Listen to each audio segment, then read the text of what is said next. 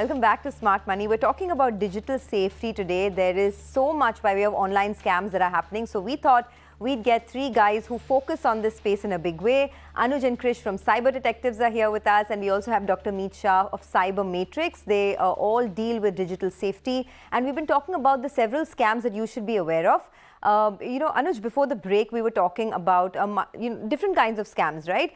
But there's one more which is doing the rounds, which is AI voice and video cloning scam. Now, there's this whole deep fake controversy as well. So tell us from a layman's standpoint, what should I be aware of? Right. So these are scams that we should be really careful about because these are very new to the market and very few people are aware about it. So what happens in a typical voice cloning scam is you would get a call from an unknown number that would sound very much like your friend or your family member or some relative. And usually they would be in a very high sense of urgency. They would maybe claim that, okay, they are in some hospital and they would ask you that, they need some urgent amount of money. Can we deposit them at so-and-so account? Now, because they would sound exactly like your relative or your friend, you would be tempted to do so. And this is all possible because of AI nowadays. All our videos, all our clips are there out online, right? And there are models which can learn the same voice as yours, and then the hackers would, whatever they want to speak, they can clone that in the voice of your relative or your friend. Now, what happens in this case is you would think, okay, this sounds exactly like my friend, and they're in high sense of urgency, so why not deposit the money? And that's how they scam you. Oh, wow. But have you seen rising instances of this? In fact, let me ask Dr. Mieet, have you seen rising instances of AI-related scams? We did. Actually, this is a phase where we are entering Web 3.0, which is all about artificial intelligence and machine learning. So scammers these days, they don't talk on the phone.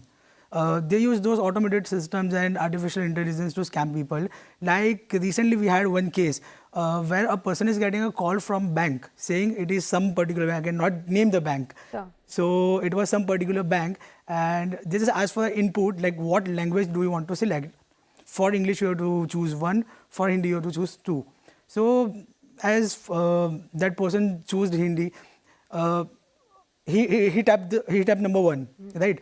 So then what happened exactly was that it was not an actual scam. He actually got his e-mandate approved by the scammer using that call. Oh, wow. So we actually are facing such new scams.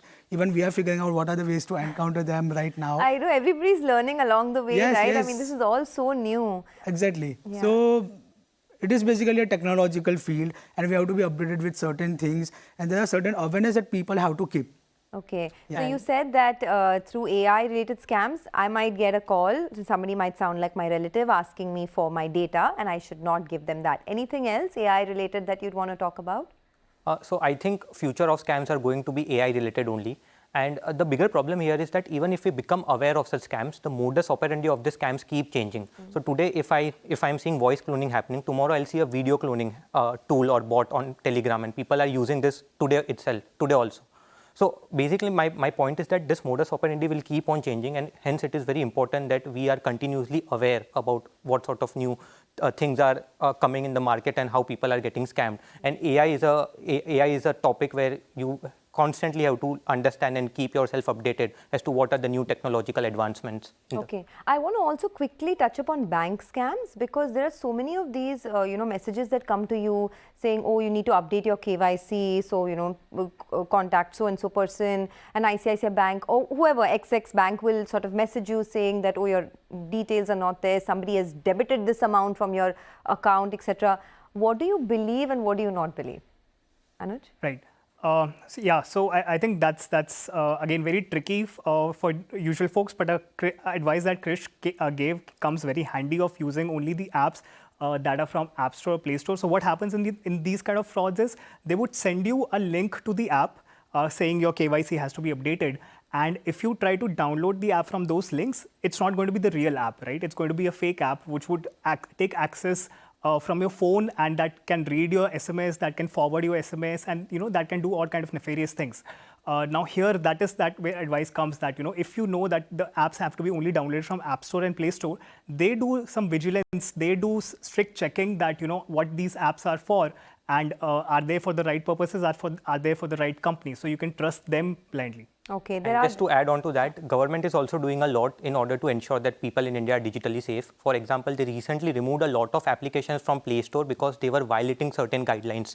They removed a lot of loan applications which were Chinese-funded loan applications. And so in some or the other way, they are now also partnering with SEBI in order to make sure that the right set of financial information is being disseminated. Oh, absolutely. The government is doing a lot. SEBI is doing a lot for investor protection as well, right? And this is, of course, one area. I also want to talk about courier scams. And you were telling me about one such courier scam earlier, which is, it's quite scary. So just inform our viewers about that as well. So this is a very interesting scam that is happening recently.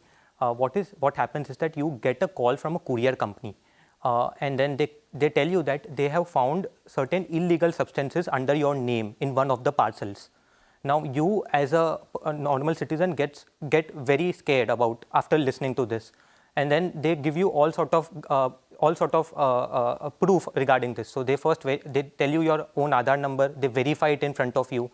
They also connect you to the deputy commissioner of that particular locality, and the commissioner comes on a video call in uniform, but the problem there is that it is not the real commissioner. Like there is some fraudster who basically, some imposter who basically tries to fraud you, and then they tell you that they'll close the case if you transfer XYZ amount into their account. Okay. So they bribe you they ask for bribe from 50,000, 60,000, 70,000, and as soon as you pay that bribe, you will never hear back from them. So this is something, and it happens very quickly. So they create a sense of urgency, and as soon as you are there, they will leave. I think creating panic and creating fears, two things that they try to do. So perhaps you should just take a step back and try and assess, right? That's a very good advice. Yeah. I think they try to capture this urgency, and because of this urgency, you don't think as much what's happening. So if you, as you correctly said, if you take a step back and assess the situation, consult with your family and friends, you wouldn't face yourself in such situations. Okay, we don't have too much time. I want to understand this work from home phishing scam. What is it?